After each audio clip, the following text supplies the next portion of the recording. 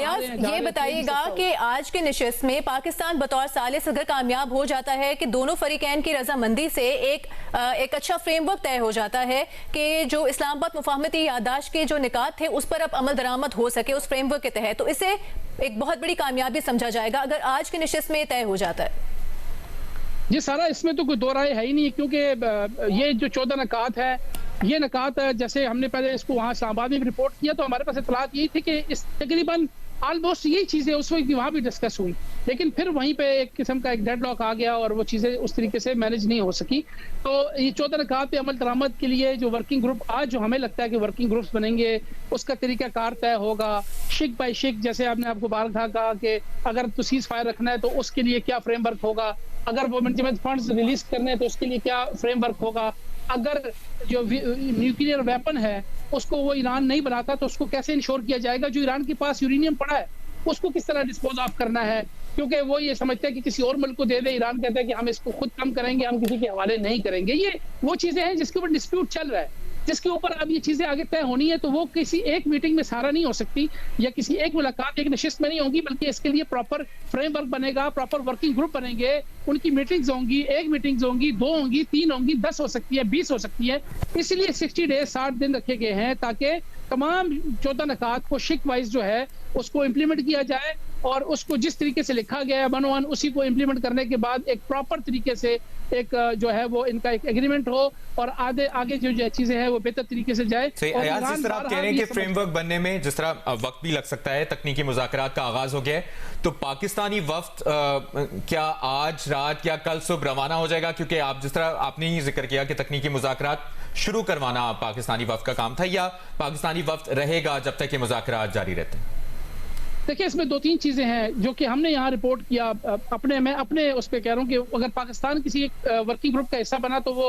Nuclear weapon के हवाले से जो एक वर्किंग ग्रुप बनेगा पाकिस्तान उसका हिस्सा बन सकता है। ये मेरा अपना एक ओपिनियन कह लें या मेरी अपनी थोड़ी सी वर्किंग है, क्योंकि बाकी जहाँ फाइनेंशियल मैटर है वहाँ कतर को इन्वॉल्व किया जाएगा,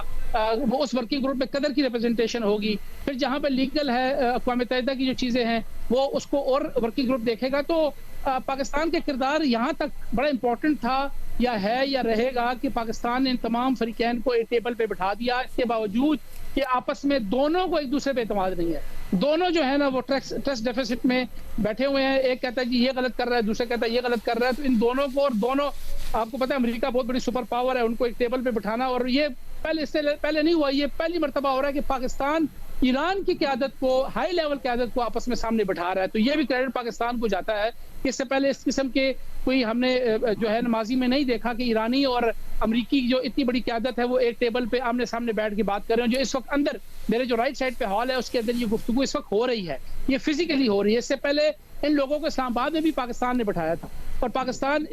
इसके बावजूद कि दोनों का आपस में उस तरह का ताल्लुकात नहीं था ना, वो बैठना चाहते थे, तो पाकिस्तान ने एक मरतबा फिर उनको यहाँ पर आज स्विट्जरलैंड के अंदर फिर बिठा दिया। तो चीज़ें पॉजिटिव सिर्फ की तरफ जा रही हैं। और जहाँ तक आपने पाकिस्तान की बात की तो वो तो ऑलरेडी हर मीडिया, क्या वेस्टर्न मीडिया, क्या ईस्टर्न मीडिया, क्या गल्फ मीडिया, हर जगह पाकिस्तान की पजीराई हो रही है, हर जगह पाकिस्तान की वज़ीर आज़म और फील्ड मार्शल की तारीफें हो रही हैं, और हर बंदा ये समझता है कि जेन्युइनली पाकिस्तान नेक नीयती के साथ, एक अच्छे दिल के साथ इस जंग को और इस मामलात को ख़त्म करना चाहता है, ताकि ईरान उस रीजन में एक बहुत बड़ा स्टेक होल्डर है। अगर यूएई तेल एनर्जी बेस के गुजारा कर रहा है, अपना काम कर रहा है, कतर कर रहा है, बाकी कुवैत कर रहा है, तो वाई नॉट ईरान? तो ईरान के पास भी उतने ज़खायर मौजूद है, बल्कि उससे ज़्यादा ही होंगे, तो उनको भी तो उतना ही इक्वल राइट है कि वो जाए बाहर दुनिया भर में ट्रेड करें और वहाँ पे अपना जो है अपनी ट्रेड के साथ साथ अपने मुल्क के लोगों के लिए अच्छी लाइफ लेके आए, अच्छा इंफ्रास्ट्रक्चर लेके आए, अच्छे पैसे लेके आए। तो ये तो उनका फंडामेंटल राइट है, तो जिससे महरूम रही है पीछे ईरान जो है, सालों साल दहाइयों से उनके ऊपर सैंक्शंस लगी हैं। तो ये सैंक्शंस को भी हटाने में पाकिस्तान का बहुत बड़ा किरदार, कलीदी किरदार होगा, क्योंकि एक टेबल पे बिठाने के बाद ये चीज़ वाज़ेह थी कि ईरान भी अब जो है वो, बल्कि अगर देखा जाए तो ईरान को ज़्यादा फ़वाइद है इस एग्रीमेंट के अंदर। ईरान के तमाम वो मुतालबात जो माजी में लेके वो लेता आ रहा है, जो ग्रीवेंसेस थे वो तमाम इस 14 नकात के अंदर जो एड्रेस हो रहे हैं, तो उनके लिए तो और ईरानी अवाम के लिए भी तो एक अच्छी खबर है कि अगर इस पे एग्रीमेंट होता है और 101 अमल होना शुरू हो जाता है और 60 दिन के अंदर जो है ये चीजें तय पा जाती है तो ईरान के लिए तो ये बहुत बड़ा एक बहुत बड़ा दिन भी होगा, और ईरान के लिए दुनिया भर में अपने आप को एग्जिस्ट करना, अपने आप को एक अच्छी तरीके से पेश करना, एक बहुत बड़ा स्टेक होल्डर से कोई नहीं रोक सकता फिर। तो ये चीजें तो अब चलती रहेंगी। और जैसे जैसे हमने आपको कहा ना कि ईरान इस वक्त समझता है कि फिल 4 जो है ना, उनके जो उनके ऊपर सैंक्शंस हैं उनको इजाजत दी जाए ताकि वो लोगों को पेट्रोल बेचे, गैस बेचे, क्योंकि इस वक्त इस रीजन के अंदर, जिस रीजन में हम खुद रहते हैं, उसमें कतर